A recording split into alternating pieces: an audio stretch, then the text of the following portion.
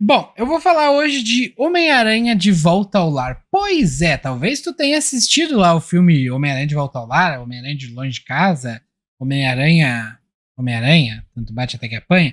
E esse gibi aqui, ele é um marco que eu acho que ele é um marco tão grande para a história do Homem-Aranha que curiosamente eu não sei por que eu não tinha ouvido falar mais dele. Apesar de tudo, ele é o gibi que inaugurou a coleção da Salvat aqui. Eu não sei se vocês sabem, mas a coleção da Salvat ela não foi lançada em ordem numérica, né? Não foi tipo, o número 1, número 2, número 3. Eu não faço ideia do porquê, pra falar a verdade. Mas ela foi lançada tipo o número 21, sei lá, número 54. Foi muito aleatório. E muito por conta disso, eu acho que algumas pessoas podem ter, sei lá, não lido as histórias na sequência. Não sei como é que isso impactou. Mas, por exemplo, o número 21, que é esse aqui, e o número 22 são sequenciais. Será que eles saíram juntos? Não sei, também não importa muito. Vamos falar sobre o gibi? Esse gibi é composto por um arco que começa aqui em Homem-Aranha de Volta ao Lar. E depois ele vai para Revelações e Até que as Estrelas Esfriem. São duas edições que elas se conversam muito por conta do status do personagem dentro dessas duas edições, né? No caso, algumas coisas que ocorrem na primeira acabam afetando e guiando a história da segunda. Na primeira história, nós vemos um Peter Parker meio que separado, porque ele recentemente tinha casado e a Mary Jane resolveu dar um tempo, porque ela disse que a vida dele como Homem-Aranha estava meio que encobrindo a vida dela como Mary Jane. O Homem-Aranha estava se tornando tão grande dentro do relacionamento que ela estava sentindo que ela estava deixando de viver a própria vida, seguir os próprios sonhos e por aí vai. E eu acho que faz muito sentido dentro do contexto, mas apesar disso não entendi muito bem a briga dos dois, sabe? Ela não quer falar com ele direito, nem nada assim, ela não atende ele. Porque meio que dá a entender que o que eles fizeram na verdade foi, tá, vamos ser adultos e eu vou seguir com a minha vida, tu segue com a tua, mas a gente continua se amando. Mais ou menos é isso que dá a entender. Mas não foi isso que aconteceu de fato. Eles se separaram, tipo, separaram mesmo, sem papo mais. Acontece que isso abala o Peter Parker, né, de um jeito muito grande, fazendo com que ele fique chateado e tudo mais. Ele não sabe muito bem o que fazer da vida dele. Quando ele finalmente descobre, e vale ressaltar também de forma retroativa, que eu não vi o momento em que eles se separaram, eu só sei que eles estavam separados aqui. Então talvez tenha mais informações que eu não saiba. Mas tá. Nessa forma meio depressiva dele, ele acaba descobrindo ali uma escola e tal, ele percebe que tem vaga de emprego e ele pensa, por que não virar um professor? E aí ele consegue virar um professor de uma forma muito fácil, até fácil demais, mas eu acho que se complicasse, não ia ter muito sentido. Apesar de que eu acho que eles poderiam ter aproveitado a entrevista para dar um revival no personagem, né? Pra ele falar mais dele mesmo e tudo mais. Mas isso é besteira minha. Trabalhando na escola, inclusive, coincidentemente, logo no começo a escola é atacada por um maluco que tá com uma arma de fogo. O Peter acaba salvando várias pessoas ali e percebe o quanto aquelas pessoas precisam dele. É uma escola, tipo, barra pesada, sabe? E em meio a isso aparece um benfeitor que tem os mesmos poderes dele, o Ezequiel.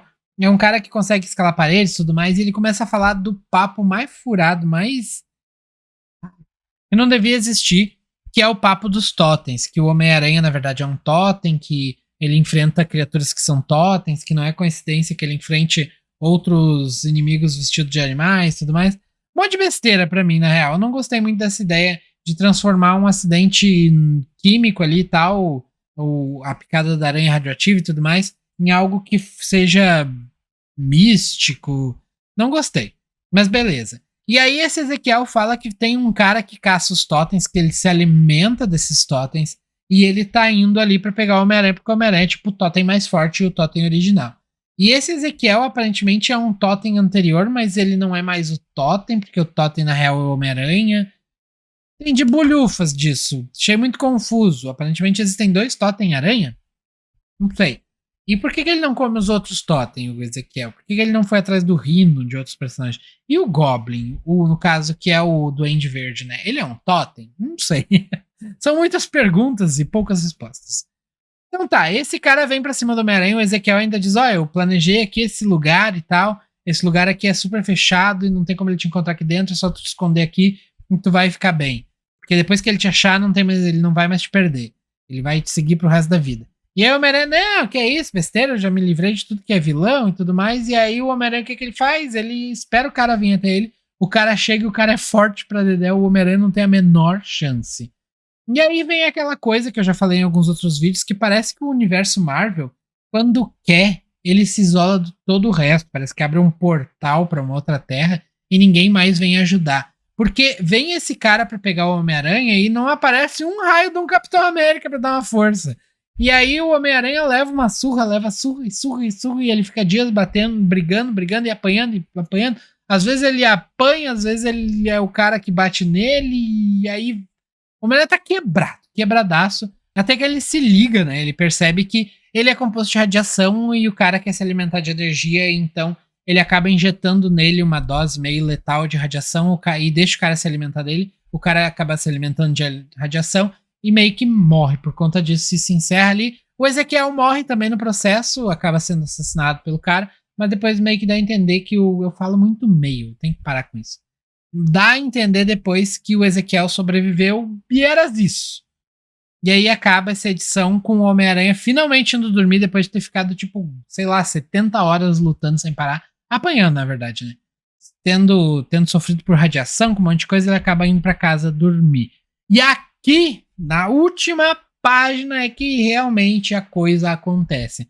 Porque nessa página que a Tia May resolve ir visitar ele, porque ele não tá atendendo ligações, ele fez uma ligação muito esquisita enquanto estava apanhando, meio que se despedindo dela, porque ele achou que ia morrer mesmo. Então, a Tia May acaba indo até lá e ela entra e vê ele vestido de Homem-Aranha todo arrebentado. Então ela descobre que o Peter é o Homem-Aranha. E aqui muda o status quo do personagem. Então as duas grandes mudanças importantes, uma é que ele vira professor e a outra é que a Tia May se transforma meio que na sidekick dele. E aí a gente chega em revelações e até que as estrelas esfriem. Esse eu já vou dar a morta logo no começo. Até que as estrelas esfriem é meio que uma frase romântica dele pra Mary Jane, que ele diz que ele não vai deixar de amar ela antes que as estrelas do céu esfriem e caiam, uma coisa assim. E Revelações fala muito a respeito disso, né? Da Tia May ter descoberto que ele era Homem-Aranha. E aí todo esse volume aqui vai girar em torno disso e no torno do fato dele ser um professor.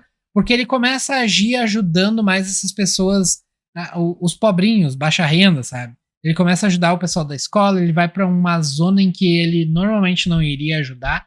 Ele acaba indo em lugares ali e é curioso, porque sem meio que. As pessoas começam a ficar. Os bandidos da área ali, né? Começam a ficar meio mais agressivos. Chega de meio, né?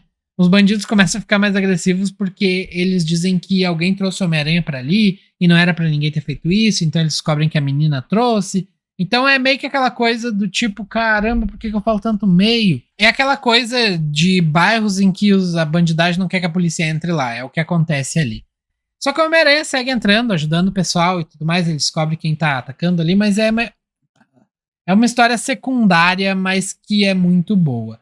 Em contrapartida, enquanto isso, a Tia May, na verdade, ela percebe, não, peraí, se o meu sobrinho é o Homem-Aranha, como assim que estão falando mal dele no jornal? Não, eu vou resolver isso. E ela começa a escrever cartinhas pros jornais falando bem do Homem-Aranha, falando, olha, eu tô... Em alguns ela até, tipo, cancela a assinatura dela. Estou cancelando a assinatura porque vocês são muito parciais na cobertura sobre as coisas do Homem-Aranha e tal. Ela começa nesse processo de limpar a imagem do sobrinho, que é muito legal. Depois disso, a Mary Jane acaba vindo para ali, para Nova York, só que o Homem-Aranha tá num processo espiritual lá para derrotar o cara que tá em outro mundo, esse bandido que tá atacando o lugar onde tem uma das alunas dele. E ele acaba não podendo, Peter acaba não podendo encontrar a Mary Jane, que ela mesma se dispõe a encontrar ele para ver ele e tal, porque obviamente os dois se amam, mas, né, tão num processo meio esquisito. E ela fica muito pé da vida com ele porque ele não vai visitar ela, mas eu acho que ela devia entender, né, que ele meio que devia estar salvando o mundo, né, se ele não foi. Mas tudo bem. Quer dizer, não tava tudo bem pro Peter, mas tudo bem, né. Daí o que o Peter e a Tia May resolvem fazer? Não, peraí, vamos até ela então, ela tá em tal lugar, vai gravar um filme lá, vamos ir atrás dela, e os dois saem viajar de avião. É muito bonitinho esse companheirismo dos dois.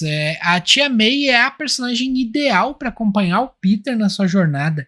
E esse gibi aqui prova isso. Ela devia estar muito mais intrínseca no heroísmo dele, de Homem-Aranha, nesse lado heróico dele. Ela ia ter muitas sacadas boas pra isso, mas logo logo acaba que todo mundo esquece que ele é Homem-Aranha, né? Então os dois vão até o lugar onde a Mary Jane tá filmando, e é legal que ela tá filmando e dá pra perceber, ela não fala, mas o gibi mostra que ela tá incomodada com a forma que ela tá sendo tratada, porque ela literalmente tá sendo tratada como um objeto, porque ela é bonita e tal, então eles literalmente estão fazendo tipo, ó, tu vai aparecer aqui de lingerie, tu vai aparecer aqui e nesse ângulo e tal, pra reforçar tua beleza e tal. Eles querem usar ela mais como um objeto sexual ali do que qualquer outra coisa, e isso obviamente tá incomodando ela, mas é a carreira dela, ela sabe, tipo, ó, isso aqui é uma fase, eu vou passar por essa pra seguir pro próximo estágio. Só que eu acho que em algum momento talvez ela desista disso, né, e saia. Então o Peter e a Tia May vão até ali e acaba aparecendo um novo Octopus. Então os dois Octopus acabam lutando. O Homem-Aranha vai lá ajudar, depois eles atacam o set de filmagem e tal. O Homem-Aranha resolve tudo e ele se declara mais uma vez pra ela e daí acaba o gibi. Muito bonitinho toda a jornada do Homem-Aranha aqui, toda a estrutura dessa história. Eu só acho que realmente essa coisa dos totens é muito idiota, sabe? Não devia existir. Se fosse qualquer outra forma, sei lá, o cara é um caçador de heróis, algo assim, ele decidiu caçar o Homem-Aranha, qualquer outra coisa assim ia ser mais legal. Mas então é isso, eu espero que vocês tenham gostado desse gibi aqui. Dos dois vale muito a pena, inclusive se tu não leu nada do Homem-Aranha, talvez seja uma boa pedida começar por aqui. Um forte abraço, nos vemos no próximo vídeo e fui!